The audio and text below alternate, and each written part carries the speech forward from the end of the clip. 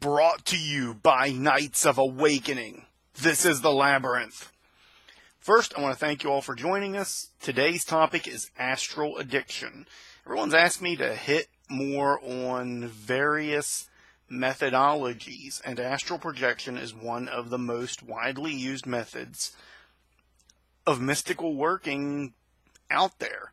Astral projection, or out-of-body experience working, and shamanic journey are intricately related, and they are a big part of what a lot of people's systems are. I myself use a lot of shamanic journey, but I go a little bit different than what a lot of astral projection workers do.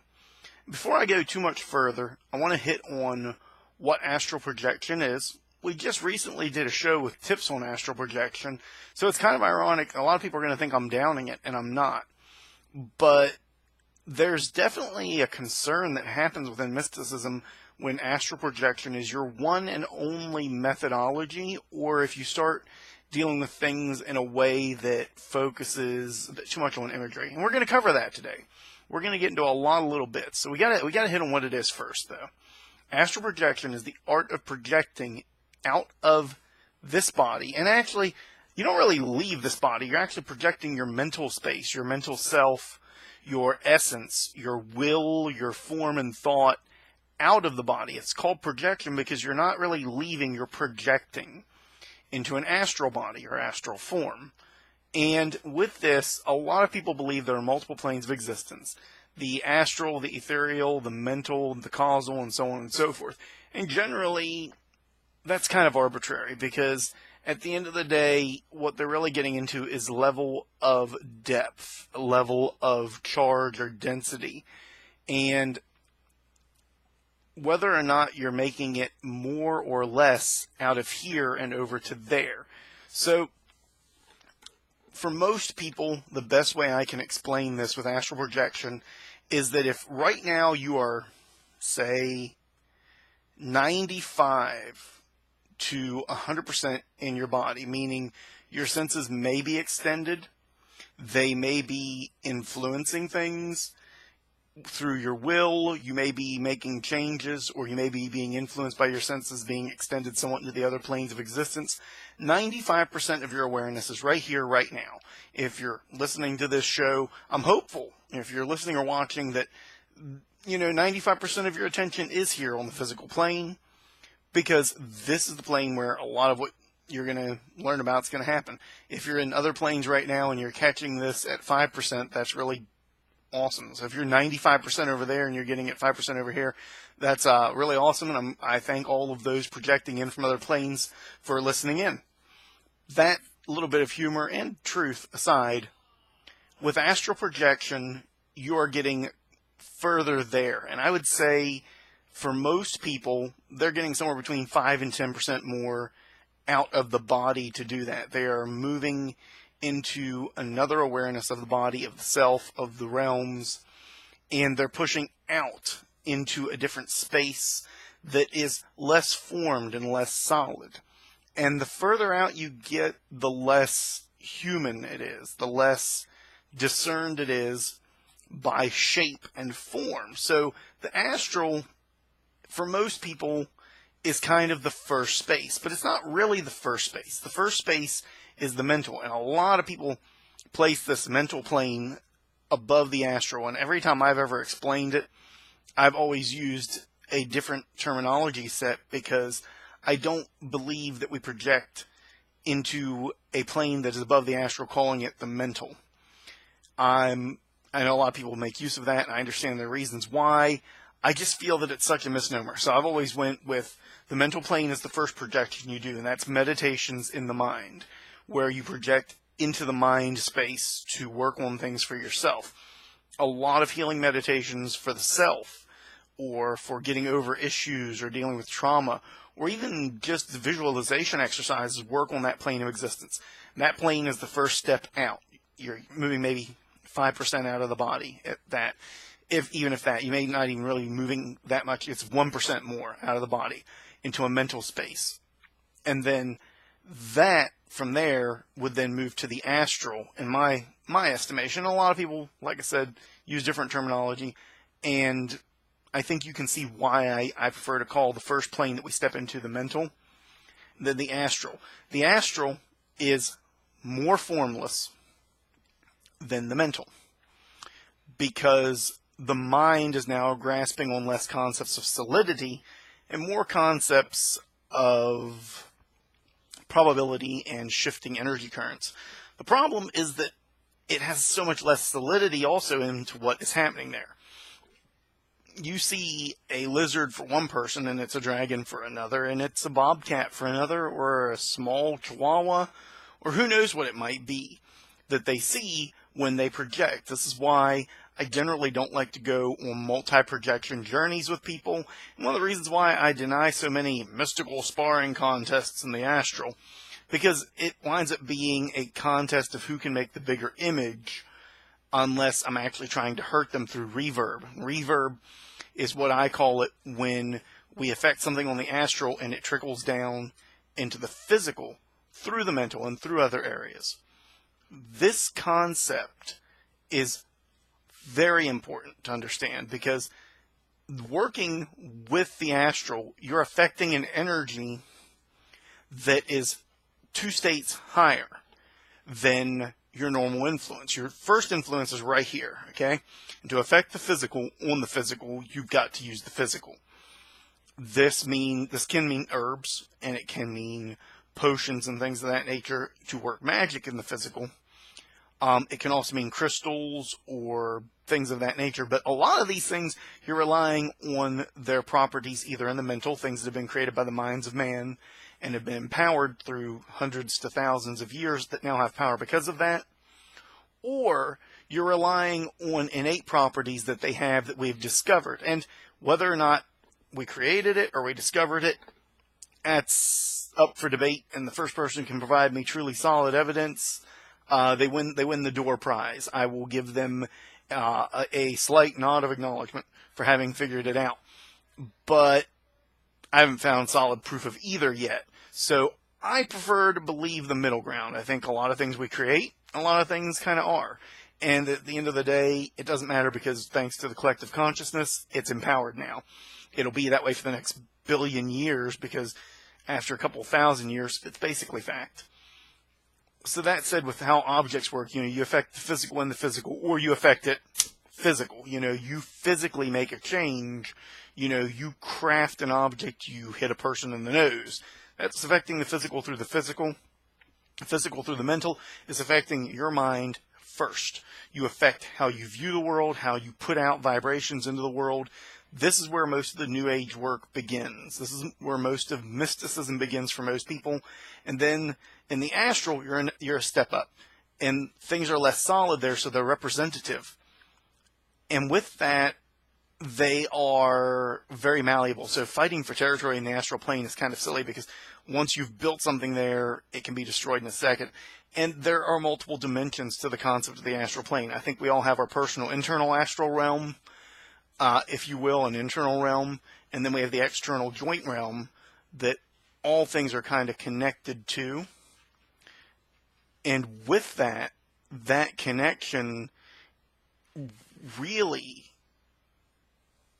is a big part of how we project and then influence other things and people around us.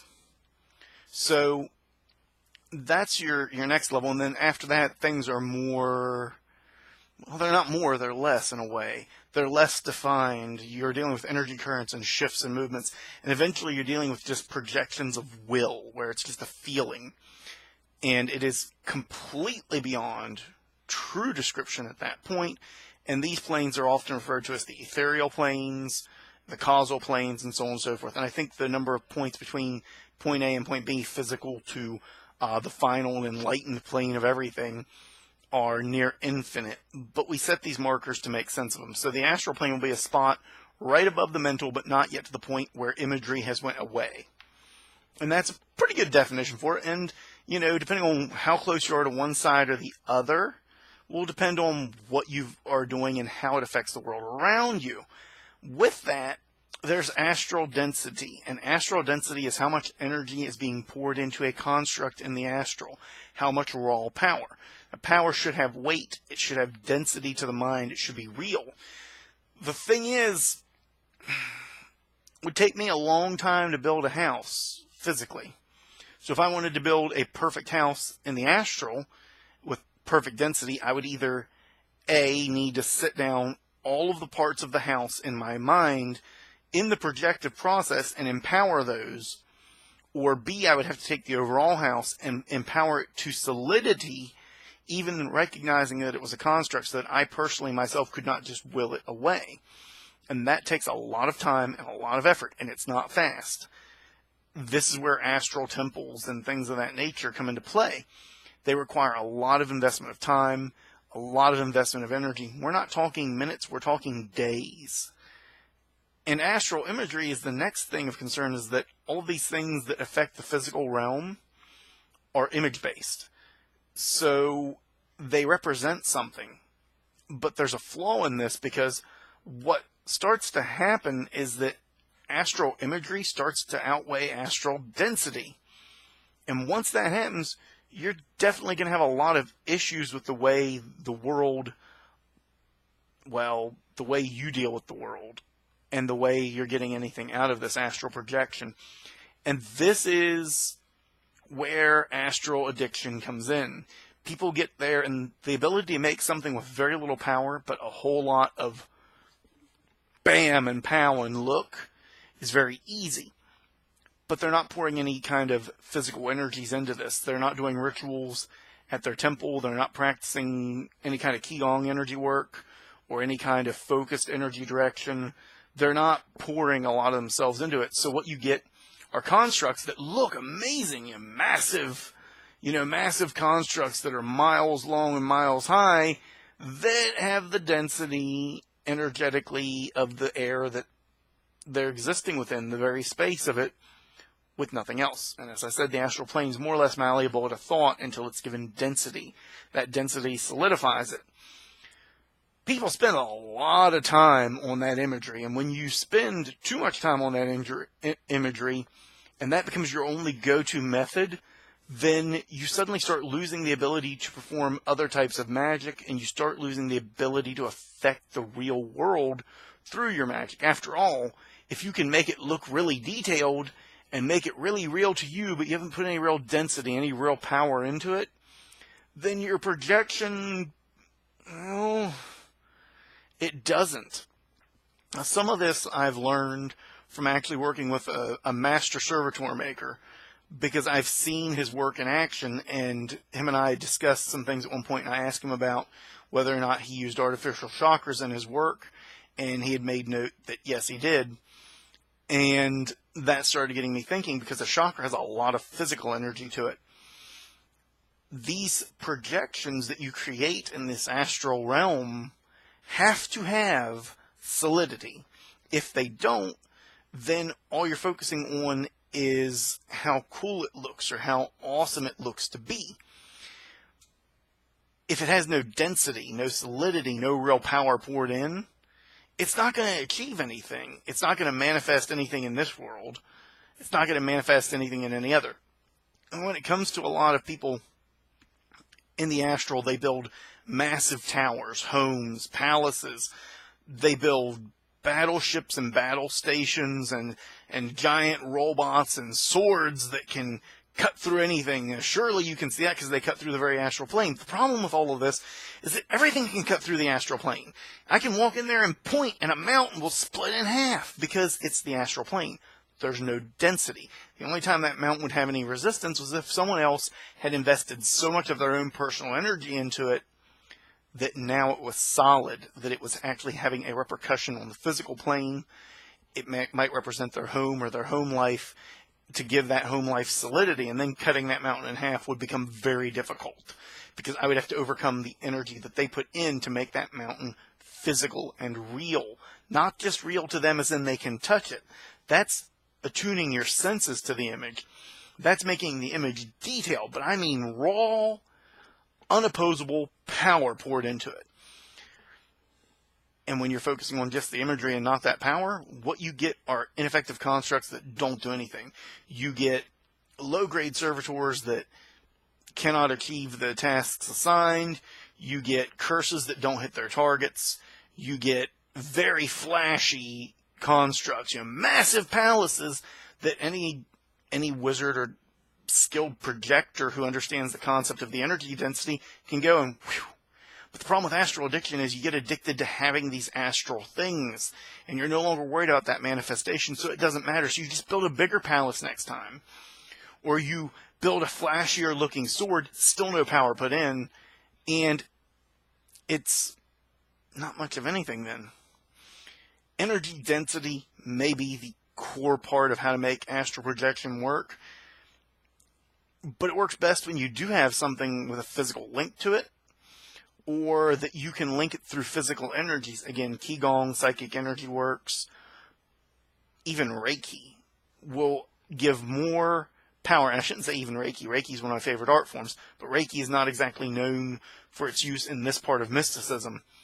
And yet, you'd be better off to fill a sword with Reiki in terms of making it do something to affect the physical plane in the astral than you would be to just boop, make a sword. Because that popping it into existence without any density doesn't do anything.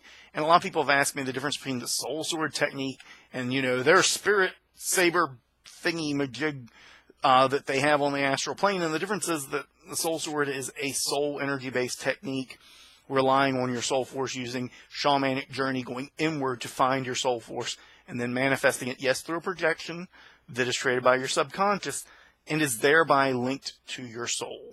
And that is a whole hell of a lot more energy than anything you're going to find on the astral plane. I can honestly say that if you were to line up 1,000 spirit swords and 1,000 low-grade constructs, hell, we'll go up to 1,000,000, I could cut through all of them with my sword in one hit. But any soul sword user could, because they are constructs without weight. Now, when you start adding weight to a construct, when you start adding real energy into it, time put in, meditation on empowering it and making it more than just feeling real, but real, giving it substance in there, and then extending that substance up to higher planes and down to the lower plane. Building that connection all the way up to as far as you can go through the planes, and all the way down to our plane, and even lower than our plane into the lower realms, where the lower shamanic journeys are supposed to take place. Then you'd have something where I couldn't just chop it right in half, because it has substance. It has some level of something supporting it. It's got a background to it. So that's the kind of thing you got to think about when you're doing astral projection and astral journeys. But you've also got to consider that if it originates in the astral and it doesn't cross those thresholds of raw power that would push it into the other planes of existence, and that's all that it sits, that density is going to have an upper limit. And you may feel like you're pouring more on, but it's only going to be able to hold so much. And again, the problem with astral addiction is that for most people that are astrally addicted, they cannot see past this. There is no way for them to get past the idea that the big fluffy thing that feels really strong because they've been focusing on the feeling of strength without pouring any raw power into it doesn't have much anything. What's the takeaway from all this?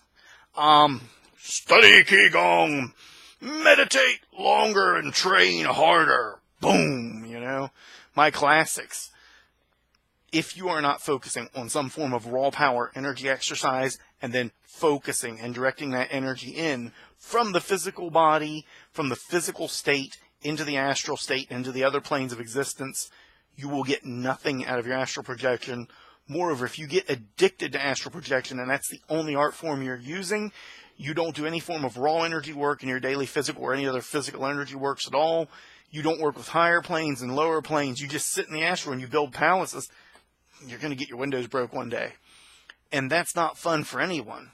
So my goal with this video is I hope that it gave some people some different ways to look at astral projection and astral addiction. It's really kind of the same thing that has people play a lot of multiplayer online games, MMOs. You get your reward center triggered really fast and really often for not much effort in the astral, especially when you don't push into other planes, especially when you don't do anything to amp up that projected thought and that concept or connect it into other places and points. It's basically virtual. And at that point, it's got the solidity of data on a hard disk drive, which can be wiped out by one physical magnet. At that point, it lacks true form to manifest up and down the spectrum, and it loses its ability to have any real use in mysticism. But your reward center is getting triggered in the brain. And so long as that's happening, you're going to fight to defend that method. And if you find yourself fighting to defend the method right now, maybe I'm right. So if this video shocked you, start looking into energy work. We got lots of videos in the Labyrinth that deal with energy work. Feel free to contact me. I'm over on the Knights of Awakening main page, the Rosequartz Labyrinth, and Order of the Thorn. I'll have links to all of those, of course, in the description. I wanted to thank you for this time. It's all about waking up and learning more and doing more. And for the Labyrinth, it's about doing that within your mystical work. So I thank you for this. And as always, awaken the night within.